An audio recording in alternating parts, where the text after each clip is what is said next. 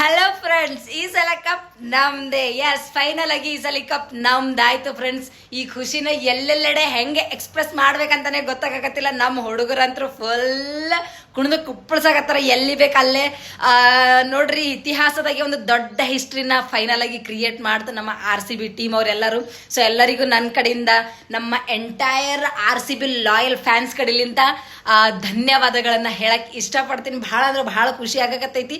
ಇವ್ರಲಿಂದ ಏನ್ ಕಲಿಬೇಕಪ್ಪ ಅಂದ್ರ ತಾಳಿದವನು ಬಾಳಿಯಾನಂತ. ಬರೀ ತಾಳ್ಮೆ ಇದ್ರಲ್ಲ, ತಾಳ್ಮೆ ಜೊತೆಗೆ ಪ್ರಯತ್ನ ಇದ್ರ ನಮ್ಮ ಆಸ್ಪಾಸ್ ಸೋಲ್ ಅನ್ನೋದು ಸುಳಂಗಿಲ್ಲ ಅಂತ ಅನ್ನೋದನ್ನ RCB ಟೀಮ್ನವರು ನಮ್ಗ ಸ್ಪಷ್ಟವಾಗಿ ಹೇಳ್ಕೊಟ್ಟಂಗಾಯ್ತು ಫ್ರೆಂಡ್ಸ್. ಇನ್ನೊಂದೇನಪ್ಪಾ ಅಂತಂದ್ರ, ಎಲ್ಲಿದ್ರಪ್ಪ ಪುಗ್ಗವರ ಸುಳ ಮಕ್ಳು ನಿನ್ನೆ ರಾತ್ರಿಯಿಂದ ಚುಚ್ಚಪ್ಪ ಆಗಿಬಿಟ್ರಲ್ಲ, ಅವನ ಅಂಕಲ್ ಮಕ್ಳು ಎಲ್ಲ ಚುಚ್ಚಪ್ಪ ಮಕ್ಕೊಂಡು ಬಿಟ್ಟಾರ್ರಿ. ಅದು ಬಹಳ ಖುಷಿ ಆಗತೈತಿ ನಮಗ. ಕಪ್ ಎಷ್ಟು ಗೆದ್ದಿವಲ್ಲ, ಕಪ್ಪು ಗೆದ್ದದಕ್ಕೆ ಎಷ್ಟು ಖುಷಿಯಾಗಿದಾರಲ್ಲ, ಅದಕ್ಕಿಂತ ದುಪ್ಪಟ್ಟು ಈ ಪುಗ್ಗವರ ಸುಳ ಮಕ್ಳು ಚುಚ್ಚಪ್ಪ ಆಗಿದ್ದಕ್ಕೆ ಮಕ್ಕಳು ಖುಷಿ ಆಗಕತ್ತಿ ಬಿಟ್ಟೈತಿ ನಮಗ. ಇನ್ನೊಂದೇನಪ್ಪ ಅಂತಂದ್ರ, ಬಹಳ ದಿನಗಳಿಂದ ಬೋಡ ಅಂಕಲ್ ಏನೋ ಅಂದಿದ್ನಲ್ಲ, RCB ಅವ್ರ ಹತ್ರ ಕಪ್ಪೇ ಇಲ್ಲ, ನೀರು ಹಿಂಗ್ ಕುಡಿರಿ ಅಂತ. ಭೋಸಡಿಕೆ, ಈ ಕಪ್ ಬಂದೈತಿ ಬಾ, ನೀರೇನು ನಿನಗೆ ದಾರನ ಕುಡಿಸ್ತೀವಿ ಅದ್ರಾಗ ಹಾಕಿ ಗೇಸಿಂದ ನಾವು ಎಲ್ಲಿದ್ದಿ.